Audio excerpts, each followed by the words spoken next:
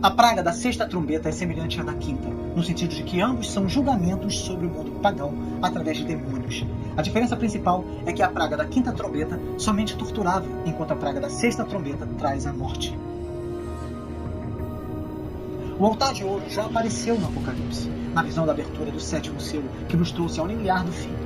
É o altar do incenso, que simboliza as orações dos santos, clamando a Deus por libertação, por justiça e pelo estabelecimento do governo divino na terra. Isso mostra simbolicamente que o julgamento divino do mal virá em resposta às orações do povo de Deus. A voz que vem através dos seus 4 ângulos é somente um símbolo que expressa a mesma ideia da visão do capítulo 6, versículos 9 e 10, onde as vozes dos mártires vêm de debaixo do altar. Em relação aos 4 anjos, o artigo definido indica de que se trata de um grupo certo de anjos. Não podem ser os mesmos de Apocalipse 7, versículo 1, porque esses estavam nos 4 cantos da terra. Aqui, eles estão atados junto ao rio Eufrates. Eles não aparecem em nenhum outro lugar da literatura profética ou apocalíptica. E também não sabemos por que são 4. Mas pelo fato de estarem atados, podemos concluir que são anjos maus, impedidos de concretizar suas intenções enquanto atados. O Eufrates era o limite ideal da Terra Prometida, no Oriente. No Antigo Testamento, ele é chamado de um grande rio, por ser o maior que se conhecia na área da Palestina. Acredita-se que o Jardim do Éden ficava localizado nesta região. Além do Eufrates, ficavam os reinos pagãos com seus exércitos, particularmente a Assíria e a Babilônia. E dessa forma, o rio se tornou símbolo dos inimigos de Israel e de Deus, ou seja, símbolo do mundo ímpio. Uma invasão por essas forças era descrita como se o rio transbordasse. George Led diz que uma enchente de poderes demoníacos vai transbordar sobre o mundo civilizado.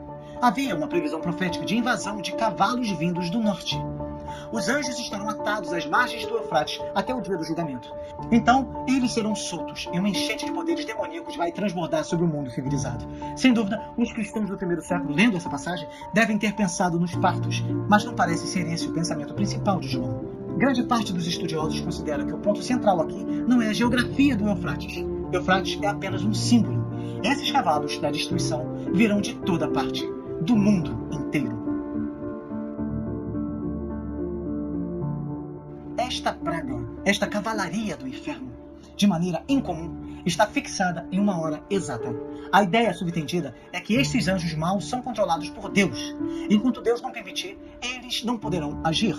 Eles são nada mais que instrumentos do julgamento divino, executando como parte do plano divino para um mundo rebelde. Quando os anjos foram soltos, eles saíram para matar 1/3 dos homens. Não há indicação de como eles fizeram isso. Podemos presumir que eles o fizeram como líderes dos cavalos demoníacos. 1/3 é muita gente, mas não é a maioria. Sua missão não era destruir a raça humana, mas advertir os homens do terrível julgamento que espera os que rejeitam o amor e a misericórdia de Deus. Não é possível imaginar o tamanho desse exército demoníaco. 200 milhões.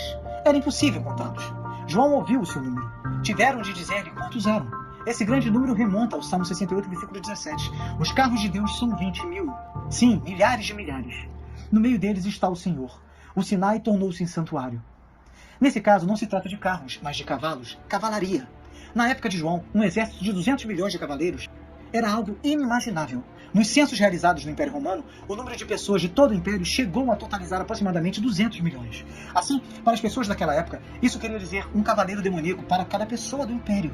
No auge da Segunda Guerra Mundial, o número total de soldados dos dois lados somava cerca de 70 milhões. Portanto, aqui se trata mais do que um desastre natural. Os 4 anjos destruidores desaparecem de cena e as forças demoníacas tomaram seu lugar. É difícil entender de que se trata de um número literal. Eles são simplesmente incontáveis.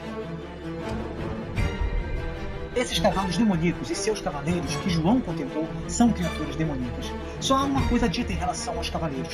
Eles tinham couraças vermelhas como fogo, azuis como fumaça e amarelas como enxofre. A gramática dessa passagem permite a interpretação de que tanto os cavaleiros como os cavalos traziam essas armaduras coloridas, mas é mais fácil encará-las somente como pertencendo aos cavaleiros, que corresponde à cor do fogo, da fumaça e do enxofre que sai da boca dos cavalos.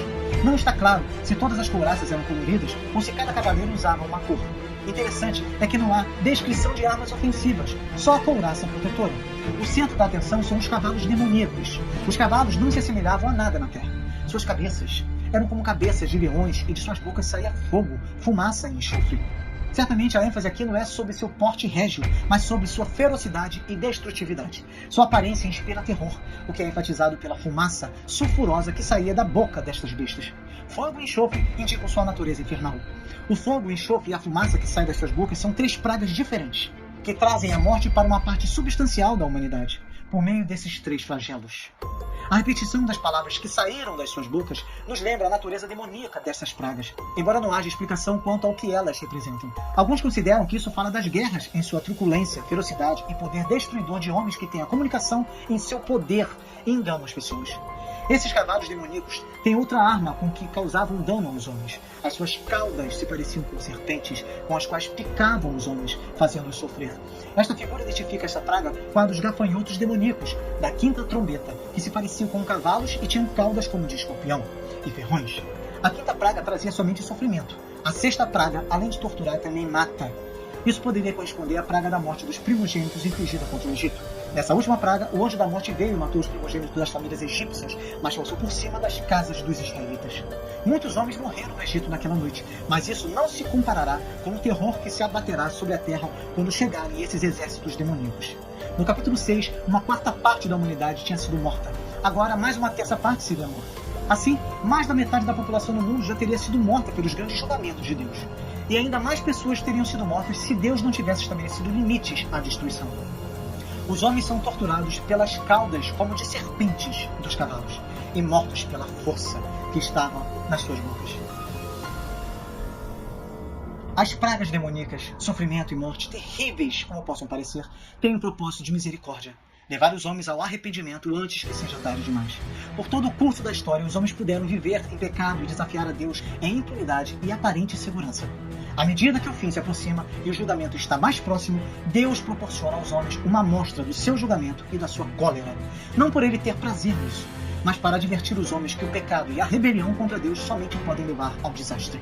Poderíamos pensar que o restante da humanidade, que não foi morto por essas pragas, aprenderia a lição da terça parte que morreu, caindo diante de Deus cheio de temor e tremor. Mas não é isso que acontece. Eles continuaram adorando demônios e ídolos, desafiando a Deus. Podemos encarar um ídolo de 2 perspectivas diferentes. O ídolo em si representa alguma coisa que realmente não existe. João reflete esse ponto de vista descrevendo os ídolos como de ouro, de prata, de cobre, de pedra, de pau, que nem podem ver, nem ouvir, nem andar.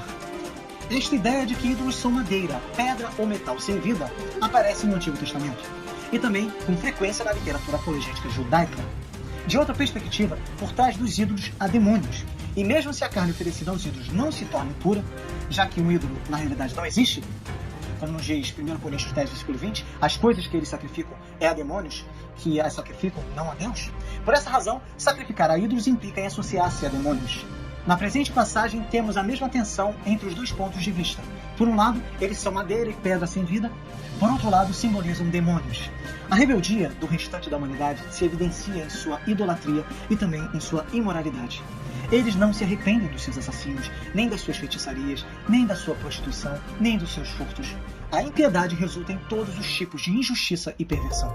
A palavra traduzida feitiçarias pode significar veneno, mas ela aqui traduz o uso de poções mágicas e fetiches em encantamentos e práticas religiosas baixas. A palavra prostituição aplica-se a pecados sexuais em geral. Encontramos aqui a mesma teologia que Paulo expôs no capítulo 1 de Romanos, que deixa claro que Deus criou os homens como seres morais capazes de distinguir entre o bem e o mal, sendo por esse fato capazes também de reconhecê-lo e glorificá-lo em suas vidas como Deus e Senhor. Paulo discerniu que o julgamento divino sobre os homens em geral é sempre um ato justo da parte de Deus. Estes homens recebem de Deus, no devido tempo, a merecida punição dos seus erros.